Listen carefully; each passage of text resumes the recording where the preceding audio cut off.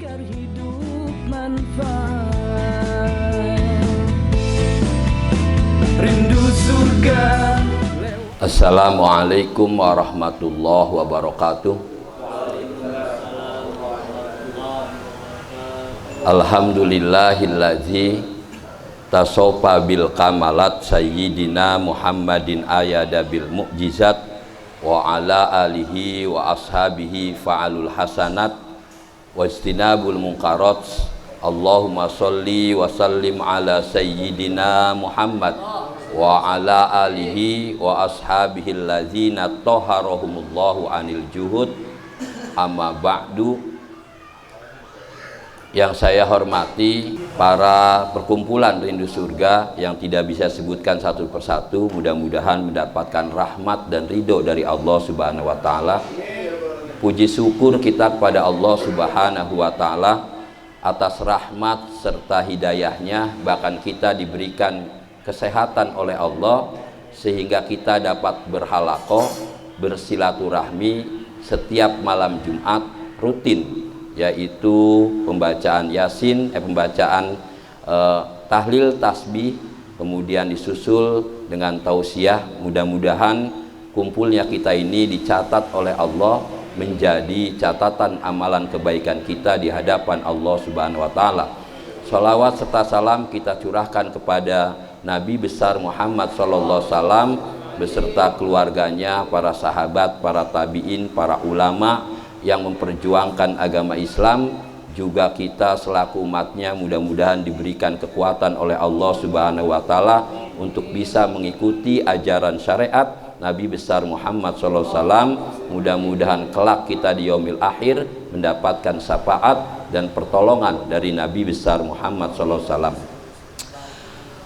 Para perkumpulan Rindu Surga yang dirahmati Allah Subhanahu wa Ta'ala, bulan ini sudah masuk bulan Sya'ban, sehingga bulan Sya'ban ini perlu kita ini harus membiasakan hal-hal yang memang baik yang dianjurkan Rasulullah, sehingga menghadapi Ramadan kita ini sudah terbiasa dalam melakukan hal ibadah maupun kebaikan kebersamaan terhadap makhluknya Allah Subhanahu wa Ta'ala.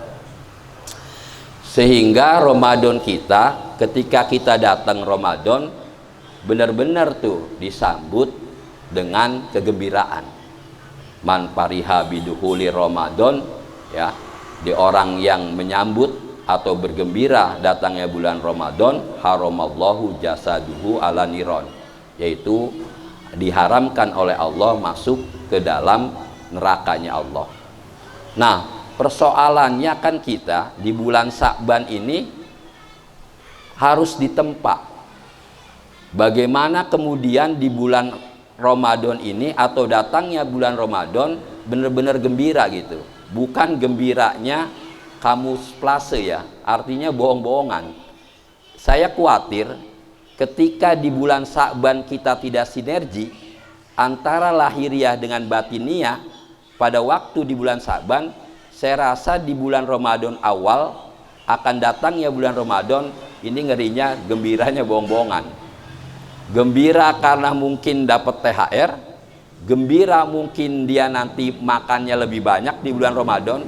Kan Ramadan cuma geser makan, pagi nggak makan, siang nggak makan, sore nggak makan, tapi malamnya gaspol, makan terus. Nah ini cuma beda waktu doang. Khawatirnya gembiranya itu. Makanya ada 6 hal yang memang kita harus lakukan agar di bulan Ramadan ini kita benar-benar terbiasa untuk melakukan ibadah dan untuk melakukan kebermanfaatan terhadap makhluknya Allah. Yang pertama adalah yughfiru ilallah wal khalqi. Jadi mohon ampun kepada Allah dan meminta maaf terhadap makhluknya Allah. Memohon maaf kepada Allah jelas mudah. Kita sholat, kita kemudian berdoa supaya menghadapi Ramadan ini kita sudah bersih kesalahan kita di hadapan Allah. Karena orang-orang yang sudah bersih dalam konteks dia ibadah, maka di bulan Ramadan dia gembira. Sama ketika kita juga memohon ampun atau maaf kepada teman rekan kerja kita atau tetangga kita ya. Memang kalau minta maaf itu kelihatannya jaim kita. Padahal kita punya salah gitu. Mestinya orang-orang yang sudah sinkron dalam lahiriah dan batiniah, dia sudah kompak. Kalau batiniah bilang minta maaf tuh sama teman kita, ini lahiriahnya pasti harus menjalankan. Karena lahiriahnya selama ini meninggalkan batiniah kita, batiniahnya kita itu memerintahkan yang baik, tapi lahiriahnya kita tidak pernah bareng untuk melakukan, maka yang terjadi adalah batiniah kita rusak gitu. Maka bermacam-macam, ada hati yang rusak, kemudian ada hati yang mati, kemudian juga hati yang sudah tertutup. Nah ini sebab tadi selama hidup kita belum pernah atau mungkin jarang bersinergi antara lahiriah dengan batiniah, belum pernah atau jarang kemudian berkolaborasi dengan lahiriah dan batiniah. Akibatnya batiniah kita rusak. Maka kalaupun kita dalam hati pernah melihat sesuatu, oh itu baik, tiba-tiba lahiriah kita enggak mau melaksanakan. Itu tadi. Maka Al-Quran itu pernah mengatakan gini, Zoharul fasada, terjadi kerusakan besar di daratan dan di lautan. Di daratan ini dilogikakan adalah menurut Abu Bakar Siddiq adalah mulut kita.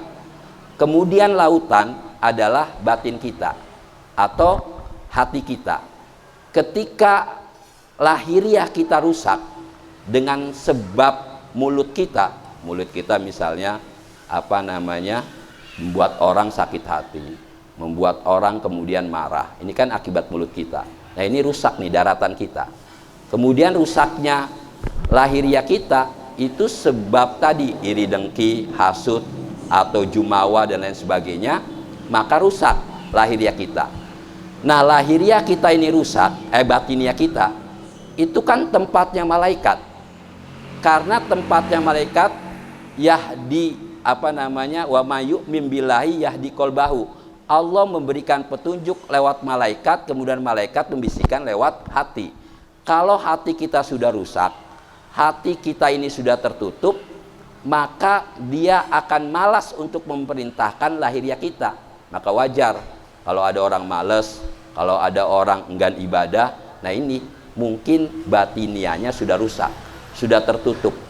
Dan yang menangis adalah malaikat kalau batiniah kita atau hati kita sudah rusak. Kemudian yang keempat yaitu wa yu'addi min sholatid duha. Biasain, kata Rasulullah, di bulan Sya'ban sampai Ramadan, sampai ketemu Ramadan ini adalah melaksanakan sholat sunnah duha. Sholat duha ini kan orang lebih cenderungnya adalah rezeki. Ya nggak apa-apa, ukuran pemikiran PAUD nggak apa-apa, rezeki. Tapi lebih ke atas lagi, ini ada bab yang menyatakan sholat duha dahsyat. Apa? Kata Rasulullah, alaika bisolati duha fi safarin wa hadorin. Jadi biasakan sholat duha itu pada waktu kita mau pergi. Misalnya mau pergi ke Bogor, sholat duha dulu. Mau pergi ke Cirebon, sholat duha dulu. Kemudian apapun yang pas waktu kita di rumah, kemudian kita sholat duha. Nah kalau ini kemudian dilakukan ya, itu yunadi munadi yaumal kiamah. Jadi besok pada hari kiamat itu yunadi, ada orang yang menyerukan, yang memanggil-manggil, ainal ladzina yusallud duha min fauqa sarfil jannah. Mana kata malaikat nih, mana orang-orang yang waktu di dunia itu melaksanakan sholat duha. Udhulu fi babid duha, masuk pintu surga yang ada bacaannya babi duha, yaitu bab orang-orang yang melaksanakan sholat duha.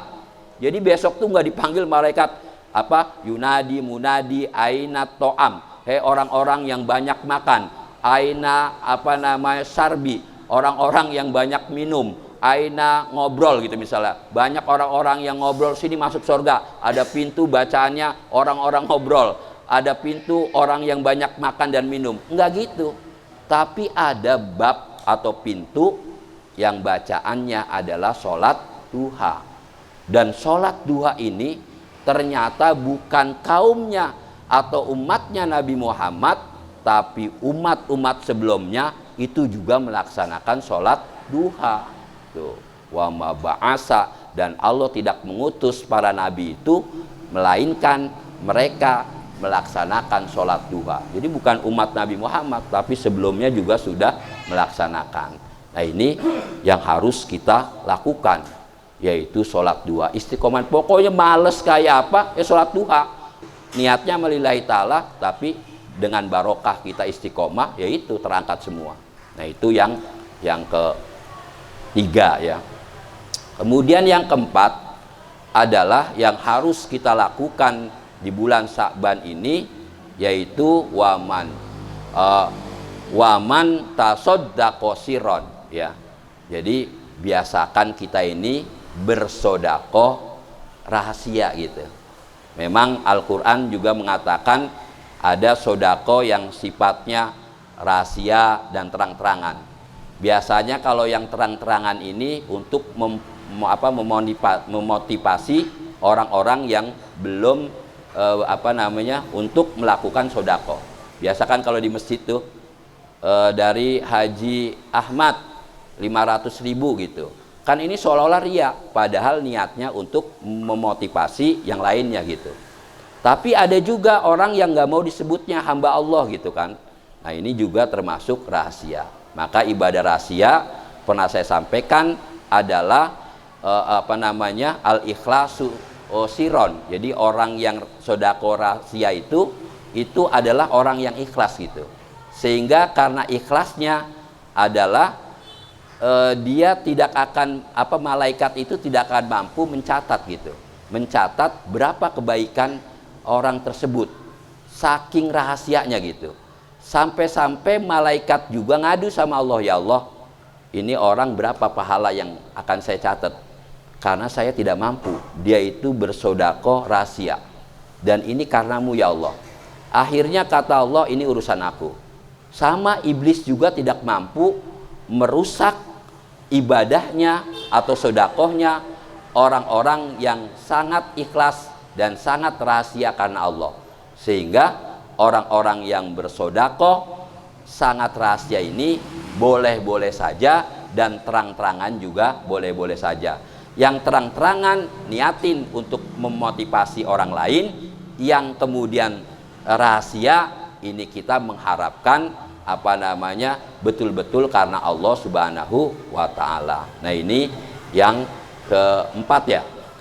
Kemudian yang selanjutnya yang harus kita tempa pada saat bulan Sya'ban ini, yaitu tabun taibun ya.